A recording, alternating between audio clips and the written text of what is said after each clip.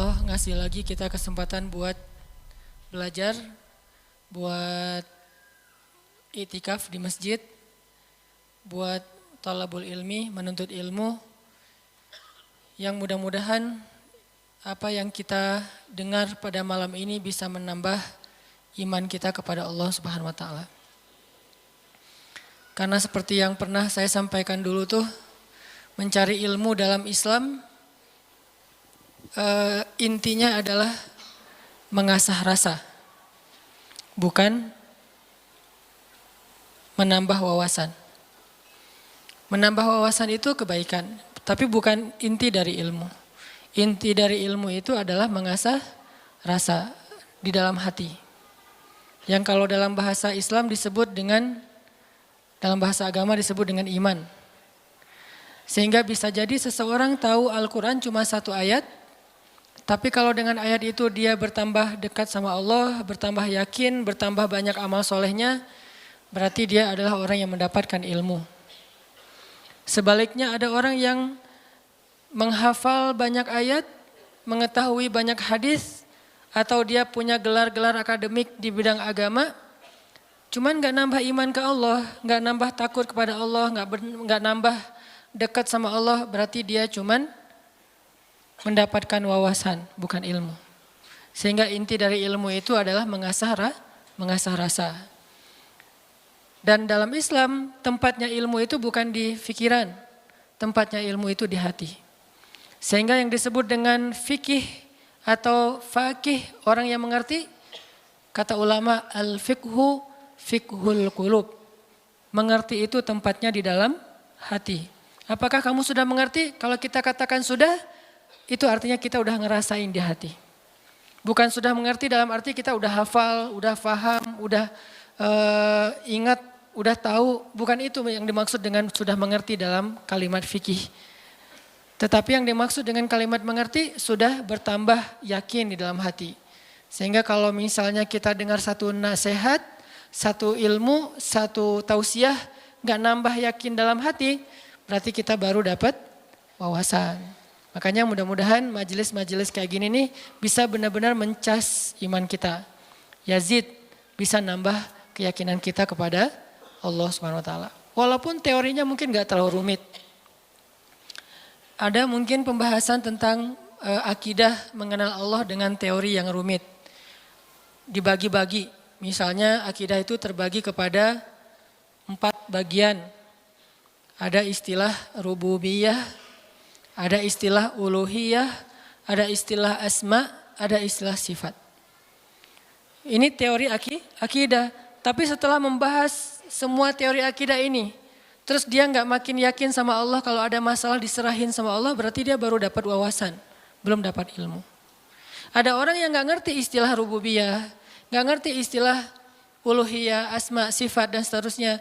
Tapi kalau lagi ada masalah dia bilang tenang aja ada Allah, dia dapat ilmu. Jadi kita jangan terlalu rumit dengan istilah, tapi berusaha untuk merasakan semua kebaikan-kebaikan dalam ilmu itu di dalam hati kita. Lagian kan kita nggak pengen belajar untuk dapat gelar akademis sebagai seorang LC, MA, doktor ya. Kan kita belajar pengen memperbaiki diri, sederhana. Dan kita juga tidak belajar agama untuk menjudge orang lain, untuk menghakimi orang lain, untuk jadi bahan debat di sosial media. Kita belajar murni untuk memperbaiki diri karena kita sadar bahwa diri kita belum sempurna. Mudah-mudahan malam ini kita dapat apa yang kita cari.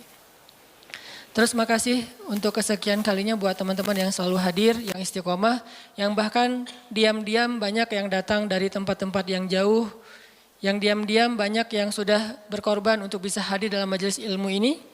Yang mungkin udah berusaha semaksimal mungkin untuk hadir lebih awal, tapi ternyata qadarullah tetap gak dapat tempat di dalam, harus tetap di luar. Maka mudah-mudahan Allah Maha tahu apa yang sudah teman-teman perjuangkan. Dan saya selalu nge-mention tentang anak muda Bandung kemanapun saya pergi, bahwa memang syiar teman-teman di Bandung ini udah tersebar di seluruh Indonesia. Bahkan mudah-mudahan udah tersebar di luar Indonesia, bahwa semangat hijrah anak-anak muda Bandung ditiru oleh anak-anak muda di tempat-tempat yang lain insya Allah. Sehingga kita dapat pahala dari kebaikan yang ditiru itu. Wa ja'alna lil muttaqina imama. Jadikanlah kami imam, teladan dalam ketakwaan. Jadi imam di sini bukan suami. Kalau itu masih lama kali ya. Imam di sini adalah teladan. Belum ada tanda-tandanya soalnya. Baik teman-teman, malam ini kita akan bahas tema plesetan dari salah satu grup band pada masanya. Yang tahu ini berarti usianya sekian. Saya juga nggak tahu karena masih muda. Nggak gaul makanya nggak tahu. Kalau nggak salah namanya Lamb of God ya.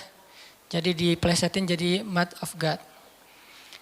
Tentang apa itu? Tentang, ini kalau yang plesetannya ya. Tentang gimana kita belajar memahami maunya Allah. Gimana kita belajar mengerti apa yang Allah kehendaki di dalam satu peristiwa kalau kita ngalamin sesuatu. Karena kalau kita nggak ngerti maunya Allah, nggak ngerti apa kehendak Allah di dalam apa yang kita alamin, kita jadi gampang putus asa. Kita jadi kadang-kadang malah berburuk sangka kepada Allah. Kalau udah berburuk sangka kepada Allah, pasti kita akan mengambil jalan-jalan yang harusnya kita hindari. Nah, kita belajar nih memahami Allah kayak gimana sih maunya. Dan orang yang dekat sama Allah ngerti banget yang gini-gini nih. Kita pengen belajar kayak gitu juga. Kan ada orang, sebutlah kita ya sama teman. Kita tuh udah dekat sama dia. Dari SD kita udah barengan. Sama-sama SD tapi beda SD-nya. Gak lucu ya. Gak ketawa gitu.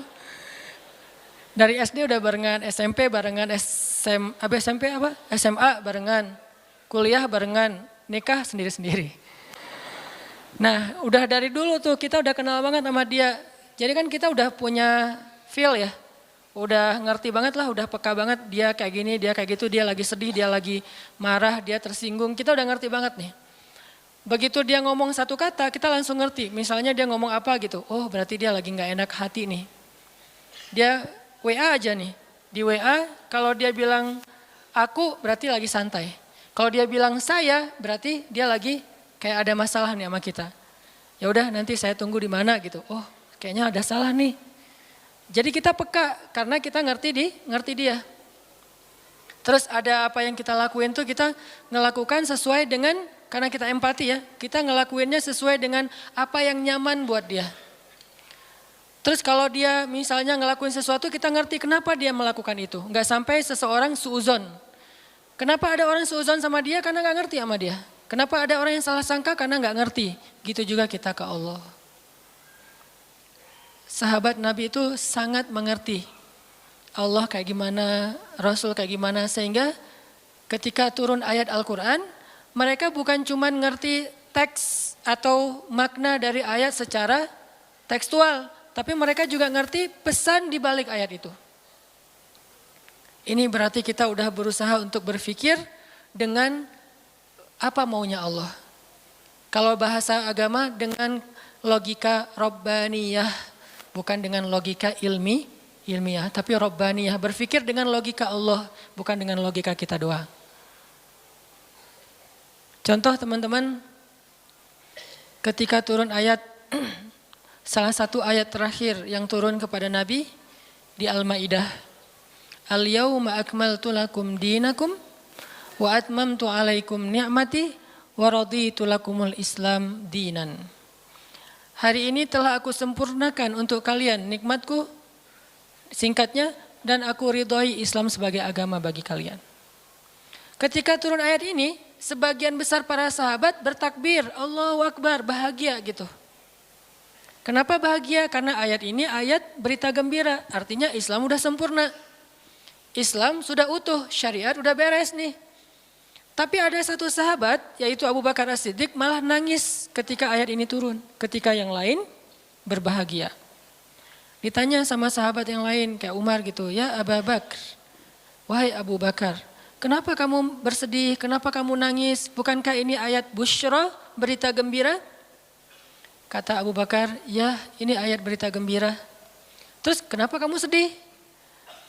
Soalnya kalau agama sudah sempurna, syariat sudah utuh, berarti tugas Nabi udah selesai.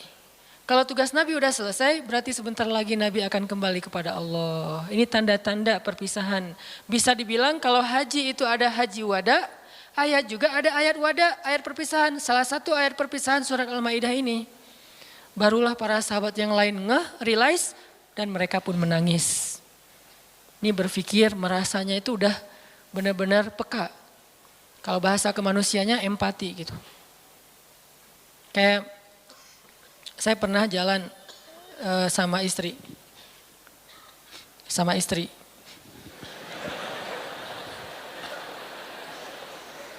Soalnya nggak mau saya jalan sendiri. Pasti jalan sama istri. Terus diajak sama temen makan seafood, ikan panggang. Istri saya tuh udah tahu kalau saya nggak biasa dan nggak masuk nih kalau makan ikan panggang. Paling mentoknya ikan goreng atau ikan di asam pedas gitu ya, garang asam. Tapi kalau yang panggang nggak masuk. Diajak sama teman saya, Ustadz ada ikan panggang enak banget nih seafood. Benar-benar makannya di samping laut. Saya kan nggak enak nolak undangan ya. Oh ya boleh. Istri saya langsung lirik-lirik.